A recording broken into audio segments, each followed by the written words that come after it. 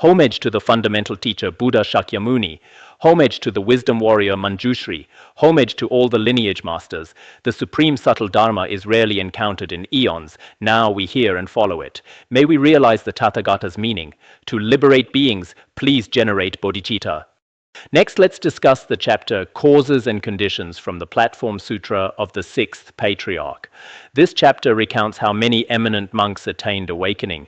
Previously, we spoke of the Sixth Patriarch's disciple, Chan Master Zhihuang. Today, we continue with the Koan of Chan Master Zhihuang. Master Zhihuang first studied under the Fifth Patriarch. Thinking he had attained correct concentration, he sat in meditation in a hut for 20 years.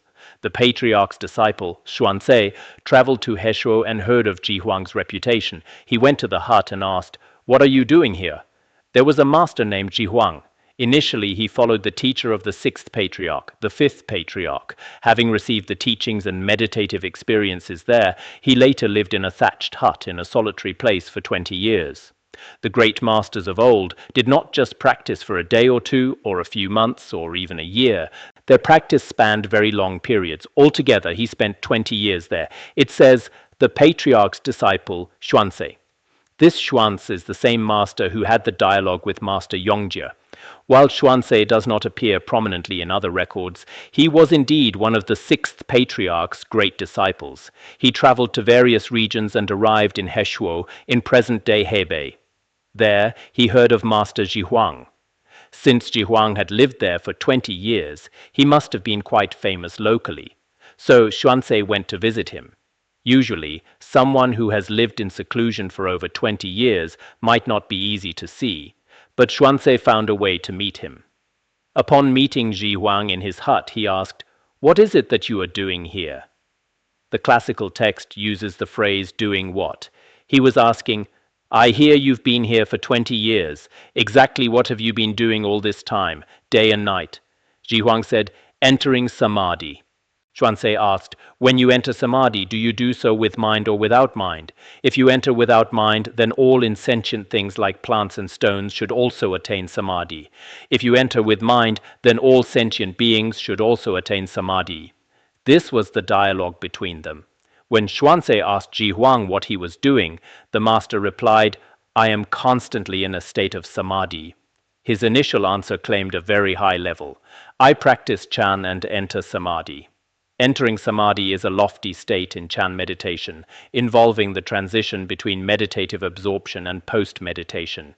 It refers to remaining in the fundamental wisdom of a noble one, or a similar concentration. He claimed he had been in this state for 20 years. Xuanzé then used a form of Chan logic, a method combining Chan with debate, to challenge him. He asked, "Regarding this Samadhi you speak of, do you enter it with a mind or without a mind?" It seems Xuanzé was deliberately testing him. He sought out this man who had lived in the mountains for 20 years and said, "If you say you enter without mind, then all insentient things in the world like grass, trees, tiles, stones, and wood should also be in Samadhi. Since entering without mind would mean that things like bottles, pillars, rivers, and trees which have no mind would also be in Samadhi, as they are often in a state of unmoving. If that were the case, they too should be in Chan concentration." The implication was that such a Samadhi is no different from an insentient state. In the pitfalls of meditation, a state completely devoid of awareness, much like a hibernating marmot, is considered an incorrect form of Samadhi. As for the second case, entering Samadhi with a mind, then all sentient beings drifting through the three realms possess consciousness and are constantly wandering in samsara. If that were the case, they would all be in Samadhi as well. If your Samadhi involves a mind, it would be just like theirs. They too produce a continuous stream of discursive thoughts day and night. There would be no difference between you and them. If so, they would be in Samadhi just as you are. Whether you stayed here for 20 years or they did not, it would make no difference. Everyone would still be lost in discursive thought. From the perspective of logic, this challenge seems very sharp. But in truth, we can distinguish between different types of Samadhi, so such a logical fallacy would not actually apply. Now, Master Zhihuang's initial response was actually quite good. Zhihuang said, "When I am in Samadhi, I see neither mind nor no mind." Xuanzé said, To see neither mind nor no mind is constant samadhi. How can there be entering or exiting? If there is, it is not great samadhi. How did their dialogue proceed? When Xuanzé challenged him in this way, Master Zhihuang said, "When I am truly in samadhi, it is not as you say. It is not entering without a mind like an insentient object, nor is it entering with a mind like an ordinary person. There is no such error. Because in my state of samadhi, there is no such thing as mind or no mind." In other words, he claimed to be beyond all conceptual elaborations. When we try to enter samadhi using discursive thought, we are either in a state of mind or no mind. Both fall within the realm of conceptualization. His own explanation was excellent, as he claimed a state beyond both. At this, Xuanzé challenged him again. If there is neither mind nor no mind, and neither can be found, wouldn't that state be permanent? If so, it would be a constant samadhi, an eternally existing state. But didn't you just say you enter samadhi? If it is a constant samadhi, then entering and exiting would not exist. How can an eternal state have an entrance or an exit? If there are distinct stages of entering and exiting, it becomes something impermanent, and your samadhi cannot be established. If there is still entering and exiting, then it is not truly great samadhi. He was pointing out that it still falls within ordinary conceptualization. At this point, Master Zhihuang was left speechless. Zhihuang had no reply. After a long while, he asked, "Who is your teacher?" Xuanzé said, "My teacher is the Sixth Patriarch of Taosi." Master Zhihuang found himself unable to answer. He sat in silence for a long time before finally speaking. "You seem very impressive. Who exactly is your master?" He had started with bold claims about his samadhi, but after this exchange, sometimes when we meet those who have practiced for many years, we should engage them in debate like this. On the surface, Xuanzé was refuting Zhihuang's viewpoint. Zhihuang then asked, "Who is the master of your lineage?" Xuanzé replied with a smile, sensing the situation was going well. The other had practiced arduously, yet his realization wasn't ultimate, but without such a sharp display of wisdom at the start, Zhihuang might not have been convinced. So he said, "My master is the great master Huineng, the Sixth Patriarch at Taosi." Zhihuang asked, "What does the Sixth Patriarch consider to be samadhi?" He realized that neither a permanent nor an impermanent state worked. In that case, what kind of samadhi does your master, great master Huineng, emphasize? What is his practice like? Could you tell me? Let us explore this together. Xuanzé said, "My teacher says it is wondrous, clear, and perfectly still." He broke it down into several points. "My teacher, the Sixth Patriarch, describes samadhi as being extremely subtle, clear, and perfect, a stillness far beyond all conceptual distinctions. Its essence and function are as they are, aligned with suchness, tathata. It is completely at one with reality. Ultimate and conventional truths are in perfect union. The essence and the manifestation are inseparable. Essence refers to the nature and function to the manifestation. From the aspect of luminosity, it is not a mere emptiness. It is clear, luminous, and replete with all qualities. Such is the state. These qualities are indivisible from the essence and its appearance. The five aggregates are empty. The six objects do not exist." He continued, "In such a state, not even a speck of the five aggregates can be found conventionally. From the level of wisdom, the five aggregates are empty from the start. Regarding the six objects, sights, sounds, and so on, nothing real exists. In this realization, there is no exiting or entering samadhi. Concentration does not exist, and neither does distraction. It is the state where clarity and emptiness are one. Chan is non-abiding, beyond abiding in stillness. The nature of samadhi taught by my master, the Sixth Patriarch, has nowhere to abide. It is free from all attachment to abiding. That is true stillness. When arising and ceasing have ceased, calm extinction is bliss. The nature of this samadhi is also described in the great net of illusion as having five wondrous aspects: no birth, no abiding, no ceasing, no coming, and no going. All phenomena are originally unborn, non-abiding, without cessation, without coming, and without going. They are expressed through these five wonders.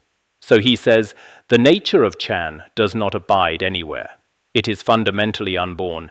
To be free from arising is the mark of Chan. The mind is like space, yet without the measure of space. When you use the mind to observe the mind, it is actually no different from space. Not even a speck can be found. But space is merely a metaphor for measuring nothingness. To use a mere measure of nothingness to define either space or the mind is ultimately incorrect. In the great perfection teachings of Venerable Longchenpa, specifically in his The Treasury of Dharmadhatu, it is said that when we contemplate the mind as being like space, we must not understand it as a mere blank void. If you think the mind is just empty nothingness, then the metaphor has been misused. Space is used to show the mind is unimpeded and all-pervasive. In this realization, its luminous clarity never ceases. Luminosity is naturally present.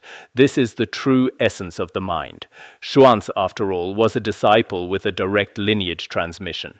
Compared to him, although Master Zhihuang had studied under the Fifth Patriarch, he likely felt in his heart that he hadn't received his teacher's true seal of approval. Xuanzi's words really seem to carry profound truth. Now, if we only talk about this truth in words or theory, some of you here might have a sense of it, while others might not. Recognizing one's own mind is not an easy task, yet we must not lose heart. It isn't extremely difficult either. As a great master of our Nyingma tradition once said, to recognize your original nature, it is right there. There is such a key instruction. The very moment the mind turns slightly inward, it is recognized right then. That is your original face. That is the ultimate reality. Here the Sixth Patriarch's disciple, Xuanzi, explained these pith instructions and viewpoints of the Sixth Patriarch. Having heard this, Zhihuang went directly to visit the master. Upon hearing Xuanzi describe Master Huineng's teachings, Zhihuang quickly went to see the Sixth Patriarch. At that time, the Sixth Patriarch lived in the south, so coming from Hebei was quite a journey. The text doesn't describe the travel process at all. It's not like modern novels that gloss over important issues while writing pages on trivial details like what they ate, the roads they took, or a carriage breaking down. You see this in many people's Dharma journals today.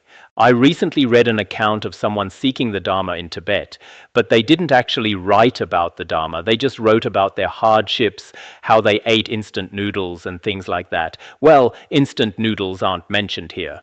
They certainly didn't exist back then. They're a much later invention. The master asked, "Virtuous one, where do you come from?" Zhihuang related his previous circumstances in detail. When he stood before the Sixth Patriarch, the journey wasn't mentioned. I once heard a teacher say that a certain senior disciple was quite excellent because he always brought very promising students to the teacher. He called him a truly qualified disciple for doing that. In the same way, the Patriarch likely appreciated Xuanzi. Xuanzi traveled around praising his teacher and introducing students with the right affinity to him. When Master Zhihuang arrived, the Patriarch asked, "Virtuous one, from where have you come?" In the Chan tradition, they often start with these questions. Where are you from? Why are you here? When will you leave? How long will you stay? He asked about the reasons for his coming. Zhihuang then recounted his entire history. I practiced in the mountains for 20 years. Then I met your disciple Xuanzi, who is very eloquent. I couldn't answer his questions about my realization. So I've been tricked into coming here to see you, to understand your perspective and learn about your Chan method. The master said, "It is truly as he said. Let your mind be like space, but do not harbor a view of emptiness. Let it function without hindrance, be without mind in motion or stillness, forget feelings of ordinary or holy, extinguish both subject and object. When nature and appearance are as they are, there is no time that is not Samadhi." The Sixth Patriarch began to teach him the Dharma. The most critical part of any master's story is the pith instructions, the Vajra speech, which must be recorded as it holds immense value. The Sixth Patriarch confirmed, "What my disciple Xuanzi said was correct. As he said, you must first understand that when you observe the mind, it is like space. But space is just a metaphor for emptiness. You must never fall into a conceptual view of emptiness. You should function without hindrance and be without mind in motion or stillness. Within that emptiness there is no obstruction, it is clear and upright. Whether in motion or stillness, there is no discursive, discriminating mind. This is essentially the same as what Xuanzhe said earlier, but perhaps here it carries a more supreme blessing and power. If we explain this through the view of secret Mantrayana, there isn't much else to say. It's just that different lineage masters have different ways of expressing it, some more sharp, some that resonate with you more personally. In tantric teachings, especially in the Great Perfection, there are many methods to recognize the mind. But when these methods point directly to our nature, the mind is seen to be like space, yet not just a simple void. It is unimpeded, free of discursive thought, beyond pure or impure. This is the original face of our mind. At the very moment this pith instruction was being given, Zhihuang was repeatedly looking inward. This doesn't require scientific proof or logical arguments. Complex logical reasoning is for those with great intellectual wit, but recognizing one's true nature doesn't necessarily require that. It depends on past life connections, current faith in the Triple Gem, and the blessings of the masters and lineage ancestors. When these conditions come together, anyone, regardless of status, can come to recognize their own mind. This is truly what matters. Here it is also mentioned that the mind is like space, but space does not mean a mere empty void. It isn't like that at all. One shouldn't cling to a view of emptiness. Rather, it is unimpeded. It is mindless in both motion and stillness. Whether in motion or stillness, it is not fabricated by discursive thoughts. In our current dualistic state, we distinguish between ordinary beings and sages. We think an ordinary mind is impure, while a sage's mind is pure. But when you truly recognize the mind's nature in the present moment, the ordinary mind and the sage's mind are indivisible. One forgets the distinctions between ordinary and holy, as they all vanish. In the context of the Vajra laughter, a Dzogchen realization, the mind of a hell being and the wisdom of Samantabhadra are inseparable. The burning agony currently felt by a hell being is not even slightly different from the supreme, non-conceptual wisdom enjoyed by the noble bodhisattvas in pure lands. In the section on the view in His Holiness, Jigme Phuntsok's Manjushri Dzogchen, it also states that the mind of a sage and that of a being in samsara possess no difference. Subject and object are both extinguished. All grasping, whether the grasper or the grasped sentient beings or persons, the perceiving subject or the perceived object, all fade away completely. Nature and appearance are as they are. There is no time that is not samadhi. In that state, nature and appearance, equivalent to essence and function mentioned earlier, are as they are. Essence and appearance are as they are, in total correspondence and perfect union. In our ordinary state, though nature is free of all elaborations, appearances remain. For instance, while the nature of kleshas is wisdom, their appearances still harm us. But when you truly realize this state, essence and manifestation, function and appearance, are in total union and melt into one another. At that point, there is no time that is not samadhi. Whatever you are doing, you are in samadhi. There is no moment outside of it. At all times, whether walking, standing, sitting, or lying down, one is in samadhi. Master Zhihuang had claimed he spent 20 years here in meditation, but now the Sixth Patriarch provides further guidance. In that true state, whether it's for 20 or 30 years, every single moment is samadhi. Whether you are working, walking, or even driving, whatever the scenario, it is a state of samadhi. It is vital to truly recognize the nature of your own mind. Without this recognition in our current society, the moral decline and decay we see are unimaginable. In the news, we see the human heart becoming more troubled with deep grievances toward society. Take a recent major news story from Chengdu, for example. A person attacked 15 people with a knife, and 3 lost their lives. The news reported it as a family issue, but many analysts believe it was a result of his dissatisfaction with society. We've seen similar incidents in Beijing, Xiamen, and many other places lately. Such tragedies are happening all too frequently. On one hand, people lack a basic spiritual foundation or faith. On the other, there is a deep-seated resentment toward many injustices. When people find no healthy outlet for these feelings, they eventually explode in violence. By any worldly standard, these are the most degraded of actions. However, as genuine practitioners, we must maintain our composure no matter what adversities we face in this life. We must guard our minds, especially by attaining even a slight recognition of our mind's nature. Whether you study Sutrayana or Tantrayana, examine various shastras, liberate beings, or do anything else, attaining some insight into the mind is crucial. This insight is established primarily through pith instructions. Secondary to that is logical proof, which involves many paths that we won't discuss for the moment. Both the Chan tradition and the highest Tantra recognize the mind through immediate pith instructions.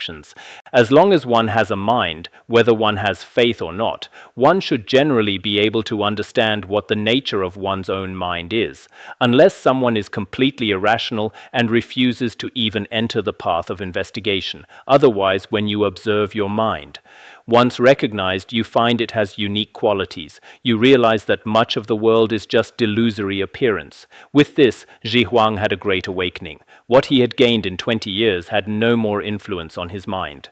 Master Zhihuang received these profound teachings from the Sixth Patriarch. Actually, as he received them, we too should gradually receive them. Though we lack a direct oral transmission, we have the words. Many great masters of the past also awakened by reading the texts of their predecessors. I believe many of us will find great benefit here as well. Zhihuang said that all the attainments he cultivated over 20 years vanished without a trace under the Sixth Patriarch's guidance. His previous meditation, which was based on forms and clinging, dissolved the moment he recognized the mind's true nature, leaving nothing attained. That night, the people of Hebei heard a voice in the air saying, "Master Zhihuang has attained the way today." Because he had gone to see the Sixth Patriarch, that very night, in the sky over his hometown in Hebei, the common people heard a celestial voice proclaiming that Master Zhihuang had attained the way and reached realization. The ancients placed great importance on such auspicious signs. Such things still happen today, but people are too busy to notice. They don't have time to stop if they hear a voice or see a sign in the sky. At that time, the voice called him Master Huang. Our fellow practitioners here often address each other as Master Gang, Master Huan, Master Kuo, Master Hong, Master Heng, and so on. The other day, during the midterm exams, there was a student named Yuan Fan. Fan meaning affliction. I heard he was a bit unhappy about it. Why call me affliction? He wondered. A few days ago, someone asked me for a Dharma name. I gave him Yuan Ku. Ku meaning suffering. He asked, "What kind of suffering?" I said, like in life is suffering. "Oh, you gave me that name," he said, and left looking quite pained. Regarding names, many great masters of the past actually chose names that sounded quite ugly to reflect a certain Chan flavor. Most of us prefer names like wisdom, intelligence, or compassion, names that highlight positive qualities. But there is another side to Chan practice, which we also find in some Dzogchen masters. Some called themselves Old Dog or Old Pig. Many such examples exist. Even some of our tantric masters, when writing their names, use titles like the one with 3 concepts, and other unusual names. So please don't let a name cause you so much distress, okay? Zhihuang then bowed and took his leave. He returned to Hebei to teach the fourfold assembly of disciples. Master Zhihuang later departed. It is unclear exactly how long he stayed with the Sixth Patriarch. Some stay for a short time, leaving after a single night, while others remain for a lifetime. In the end, he returned to his home region in Hebei and began to liberate sentient beings there. In the Compendium of 5 Lamps, there are stories about Master Zhihuang, which are basically consistent with the Platform Sutra. His specific historical details aren't very clear. Whether in the Han or Tibetan regions, there have been countless awakened masters and lay practitioners, yet few are recorded in history. History only captures a small fraction of them. In the Tibetan tradition, I feel many incredible stories and lives of great accomplished masters were never put into writing. In Tibet, achieving the rainbow body or other auspicious signs was seen as a normal occurrence, a natural part of life, rather than something rare. This lack of records is a historical loss. That was one koan. We have several stories today. Here is another short one. A monk asked the master, "Who attained the core teachings of Huangmei?" The master replied, "One who understands the Buddha Dharma." The monk asked, "Have you attained it?" The master said, "I do not understand the Buddha Dharma." In this koan, a monk asks the Sixth Patriarch, who has attained the central aim and core of the teachings at Huangmei. The master replied that the ultimate and profound meaning of the Dharma is attained by those who are truly proficient in it. Then the monk asked, "Venerable Master, have you attained it? Have you received the profound intent passed down by the Fifth Patriarch at Huangmei?" The master replied, "I don't understand it." On the surface, since he was illiterate, he could say he didn't know it. But on a deeper level, the phrase, "those who understand the Dharma," refers to an intellectual or conceptual understanding. In the state of true attainment, there is no attaining or not attaining. He claimed he didn't know the Dharma or attain anything, yet in reality, he had received the true core, the robe and bowl of Chan. He had already attained it all, so outwardly, this might seem like humility. Some masters often say, "I have no realization, my afflictions are heavy and I suffer greatly." If they say such things, one shouldn't take it literally. The Sixth Patriarch said he didn't know the Dharma, but if that were true, how could he be the Patriarch? He certainly knew it. He must have attained the true intent of the master at Huangmei. However, in front of different sentient beings, masters might say, "I don't know," or "I have no realization." Therefore, it often relies on the disciple's own faith. We should judge based on the history of the master's lineage. Use that for judgment. Just because a master says, "I don't know the Dharma," it doesn't mean they truly don't. We shouldn't think, "Oh, you don't know the Dharma? Poor you, you should study more." The monk didn't say that, right? That was a short koan. Next is another one. One day, the master wished to wash the robe he had received, but there was no good spring nearby. He went about 5 li behind the monastery and saw a lush forest with auspicious air. The master struck his staff into the ground, and a spring gushed out. It pooled into a pond, and he knelt on a rock to wash the robe. Once, the Sixth Patriarch wanted to wash the Dharma robe passed down by the Fifth Patriarch. A long time had passed, his activity had flourished, and he had kept the robe with him. So he decided it was time to wash it. However, there was no suitable water within the monastery. Much like our own academy at times, they faced a water shortage. He went to the mountain behind the temple, about 5 li away, perhaps the distance from here to Nubzur. There he found a lush, verdant forest, a beautiful place with clear water and green hills. Auspicious energy swirled around the landscape. The master struck his staff into the ground. From that very spot, a spring of water began to gush forth. In Tibet, many treasure revealers had similar experiences. Water would spring up wherever they struck their purba or staff. This is known as terma water. Such accounts of treasure water appear often in hagiographies. The water eventually formed a pond, where he began to wash the robe. While he was washing the Dharma robe, a monk suddenly came and bowed, saying, "Fangbian is from Sichuan. Yesterday in South India, I saw Master Bodhidharma, who told me to hasten to the land of Tang." This is quite extraordinary. Those without faith might find it hard to believe. Someone completely unaware of the inconceivable states of Buddhism might not accept this, especially those with heavy discursive thoughts. To the atheists and those without any spiritual conviction, this sounds impossible. Today, a group of people came here just to take photos. Actually, taking photos indiscriminately isn't very respectful. In many Western countries, if you want to photograph a place or a person, you should ask for permission first. "I'd like to capture this scene. Is it allowed?" But many people act as if there are no rules. As long as they have a camera, they just click away everywhere. That isn't quite right. Westerners are generally very mindful of such etiquette. Some people without faith just take pictures of everything without a second thought. Then he said, "I, Fangbian, have come from afar wishing to see the robe and bowl passed down by our first patriarch, Bodhidharma. I have traveled all the way from South India to get here. Arriving in just one day was quite an arduous journey. Great Master, would you please allow me to see them? After he said this, the Master showed them to him and then asked, Virtuous one, what is your craft? The Sixth Patriarch showed him the robe and bowl and then asked, Virtuous one, what exactly do you do for your livelihood? What is your work? The term Shangren, virtuous one, implies someone with inner wisdom and merit, coupled with extraordinary outward conduct. It refers to a superior person among the crowd.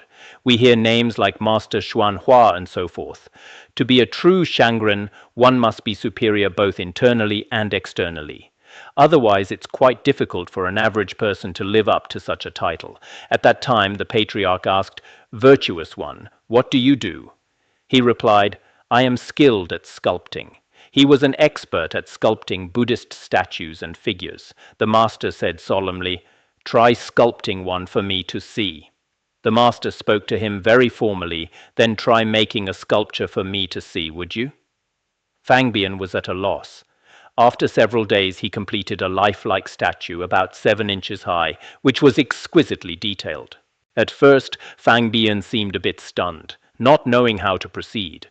But after some time had passed, a few days later, he completed a statue of the Sixth Patriarch that looked exactly like him, 7 inches tall. That's a bit more than half a foot, not very large. However, the craftsmanship was incredibly delicate and precise, sublime and beautiful to look at.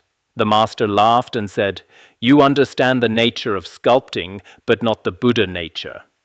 The Master said with a smile, perhaps he was pleased to see the likeness of himself. He said with a laugh, It seems you are indeed excellent at sculpting. But you do not yet understand Buddha nature.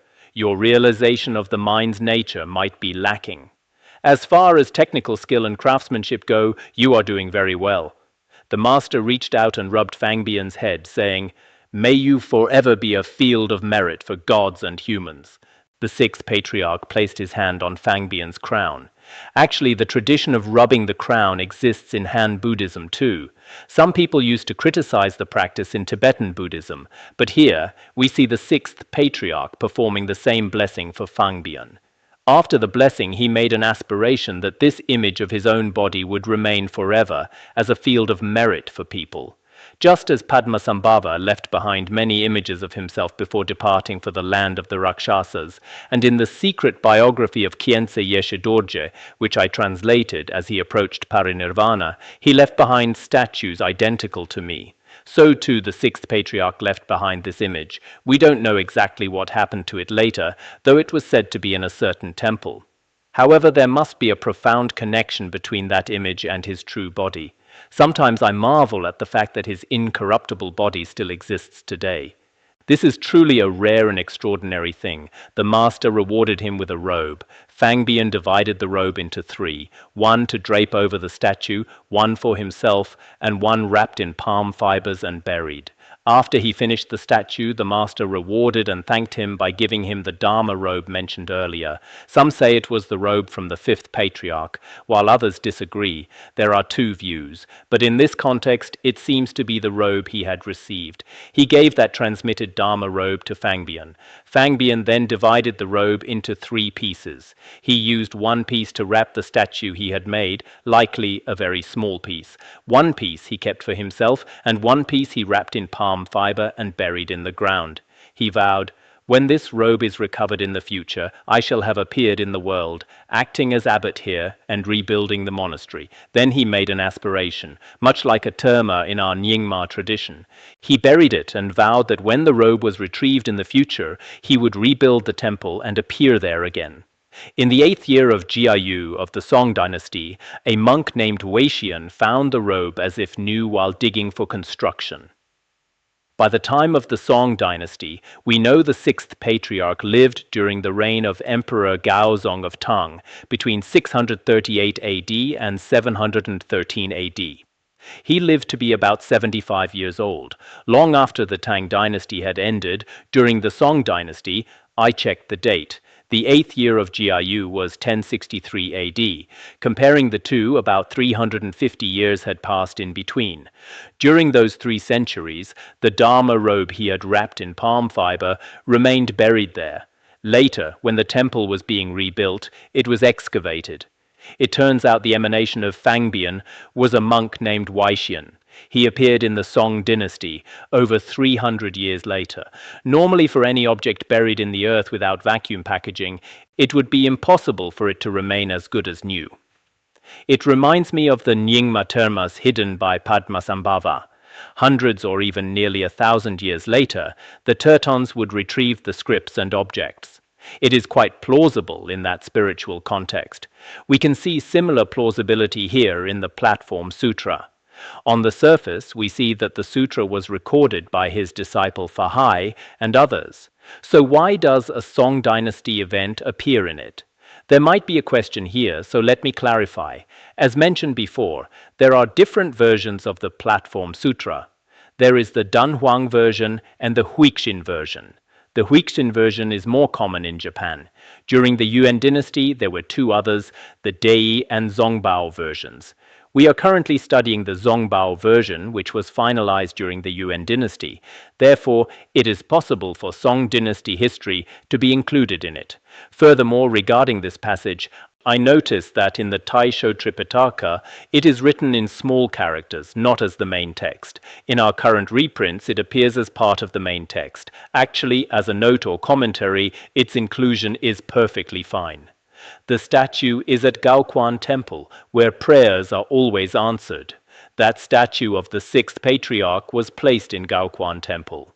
Praying before it is said to be incredibly effective. The blessings and response are very powerful. This story is about a Chan master named Monk Fangbian. It is an extraordinary account of a sudden miraculous appearance.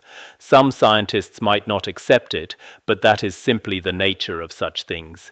In this story, the Sixth Patriarch actually passed his Dharma robe to him. This marked the conclusion of the tradition of passing down the physical robe and bowl. Later, it became a terma, a hidden earth treasure. We often speak of Guru Rinpoche's hat or Yeshe Tsogyal's Dharma texts. It is perfectly fitting that a treasure master would reveal them centuries later. Think about it. This robe from the Tang dynasty was hidden there. In fact, since this robe was passed down from the Buddha himself, it would have a history approaching 2,000 years.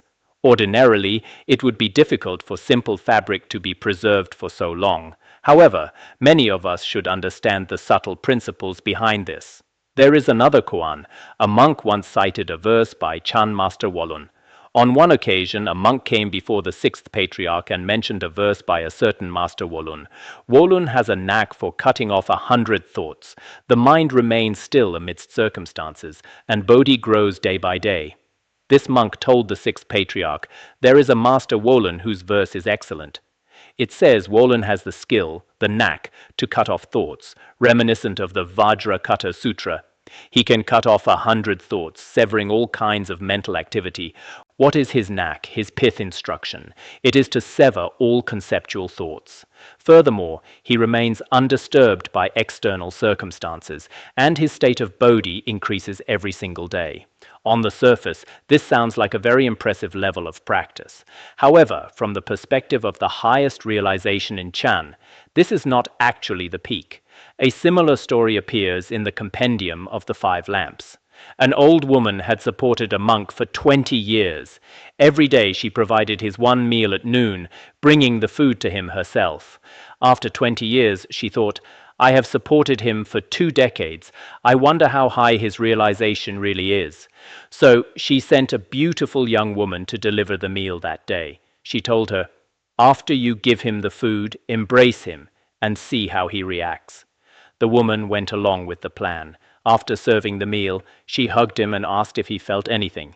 The monk replied, "Dry wood leans against a cold cliff. In the middle of winter, there is no warmth."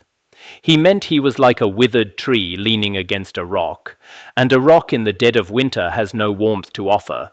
On the surface, he seemed to have very pure discipline, showing no reaction whatsoever to feminine charm.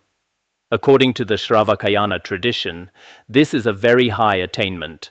However, When the woman went back and reported this to the old lady was furious. She felt that she had supported nothing more than a common fellow for 20 years. She found it entirely unacceptable. She drove the monk away and burned down the hut. This illustrates the very high standards for a Chan master.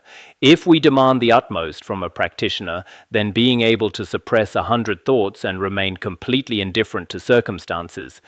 At first glance, we might think, wow, he's incredible. We might envy such a supreme instruction. But look at the Sixth Patriarch's response. Upon hearing it, the Master said, "This verse does not clarify the ground of the mind. To follow it in practice is only to increase one's bondage." He then spoke another verse. The Sixth Patriarch said, "It appears this person has not recognized the nature of the mind. To practice in this way will only lead to greater bondage. Let me write a verse from the perspective of my own wisdom. Huineng has no knack, nor does he cut off 100 thoughts. The mind arises repeatedly amidst circumstances. How can Bodhi grow? Huineng has no knack. From the ultimate perspective, there is no gimmick. Within the continuous manifestation, countless thoughts and Bodhi continue to appear. All these thoughts are the creative display of wisdom. When facing circumstances, whether pleasant or unpleasant, all sorts of conceptual thoughts arise. We say afflictions are Bodhi. Master Atisha once said that if 100 conceptual thoughts arise in a day, they are 100 wisdom dharmakayas. Therefore, as our conceptual thoughts arise more and more, there is no Bodhi that needs to grow. There is no specific state of Bodhi to increase. This is the highest realization in Chan. Many of us might prefer the previous state, thinking that having no thoughts is better. Many people say, "I have practiced for so many years, and I've made no progress. I still have so many thoughts." Perhaps you have truly reached the Sixth Patriarch's level, where more thoughts are better. His knack was that he had no mind of true grasping. This is the pinnacle of Chan. In some ways, the realization in Chan is very similar to Vajrayana, though they have their subtle differences. Therefore, while we must study foundational discipline and precepts, we also need to learn the inconceivable states found in Chan and Vajrayana. The philosophy of the Platform Sutra is very close to that of the secret mantra. It is very likely that after some time, for those who have finished their preliminary practices, we will pause the Platform Sutra for a while. For the small group who completed the study of the Great Net of Illusion last year, I might teach something further this year. 6 years ago, I mentioned within our academy that after finishing the Nyondro, I might transmit tantric teachings. The specifics are being discussed by those involved. There will likely be some news on this front in a while. The chapter on causes and conditions in the Platform Sutra has come to a close for now. We might take a break before continuing the transmission when the opportunity arises. It is perfectly fine for a teaching to span a long period of time.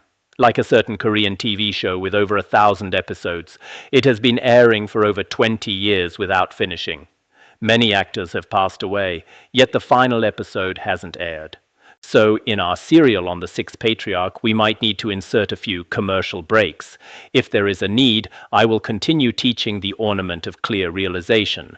And there is the 100 advice of Padampa Sangye, which I translated last year. These are relatively simple pith instructions. Otherwise, the ornament of clear realization, Tantra and meditation can be quite difficult. A change of pace every now and then might be better, but we will observe the affinities, that is all.